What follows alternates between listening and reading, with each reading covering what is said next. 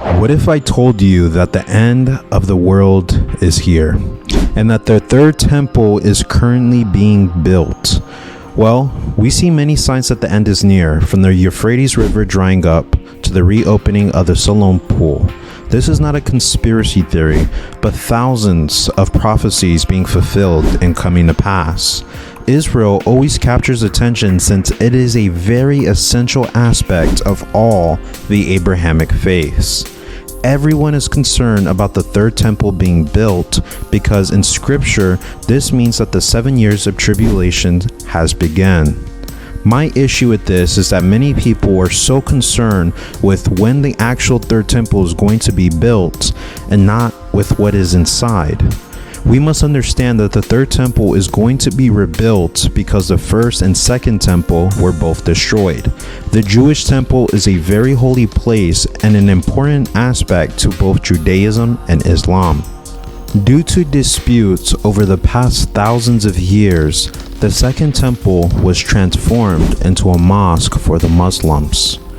But these holy grounds have been an important part of both faiths, but the Bible does tell us that one day the third temple will be rebuilt over the mosque. But it's not all sunshine and rainbows from there, because scripture also warns us that when the third temple is built, people will be worshiping the Antichrist. The Antichrist will sit on the third temple for 3.5 years, making people bow down and worship him. This is just a little history so everyone can understand the significance of the third temple being rebuilt to Christians.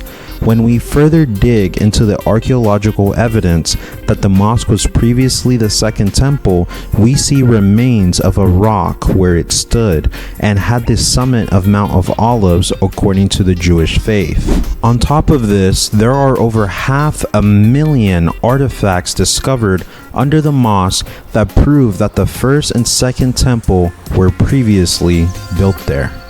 Now that we know the history of the third temple and its significance, how are they going to rebuild the third temple without causing World War III?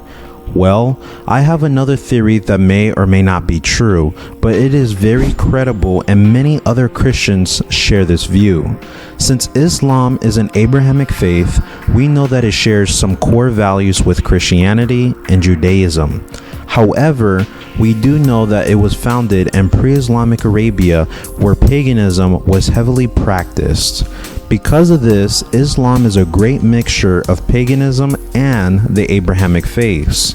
We also know that Israel is God's chosen people. However, since they rejected God, there is now salvation for other nations. This is the reason why Christians have the spiritual inheritance of the kingdom of heaven now, and now those who follow Judaism do not. This is also important to say how the Muslims and the Jews will easily be deceived by the Antichrist. It is because they are already deceived now by not following and accepting the true Jesus Christ. So when we see all these very conservative Islamic nations promoting the coexistence between the Abrahamic faiths, we have to be careful because they are ushering room for the Antichrist to enter and for the people of the Abrahamic faiths to worship the Antichrist as one God. Since the Muslim and the Jews are already deceived, we know it's going to be much easier for them to come to a peace agreement to worship the Antichrist and the third temple. They will easily accept the Antichrist because they are both deceived and currently waiting for their messiahs. They believe this Messiah will come and save them from the earth and the evil around them. Now, obviously, Jews and Muslims have had a history of not being friends, but the Antichrist might just be that thing that connects them. Also, when we further investigate the inside of the Dome of the Rock, which is on top of the Al-Aqsa Mosque, we see a mixture of Jewish and Islamic remains. We see the rock where the second temple was built and destroyed that was just for the Jews, but we also see Islamic art and architecture. So today, the Al-Aqsa Mosque is a religious site for Muslims as they believe it was revealed to them through Muhammad. This is actually nothing new though, since Muslims have had a history of building mosques on top of other religious sites. For example, in India, many mosques were built over many Hindu sites. This is to assert their authority and claim a holy site as theirs. The Hagia Sophia Church is another example. It was a church in Turkey that was converted into a mosque twice. We also see in Western nations such as Canada and America, they are also converting many Protestant churches into mosques. And now finally, the Al-Aqsa Mosque was built on top of the Jewish Holy Temple. Many religions have been conquered by Islam through the thousands of years it has existed.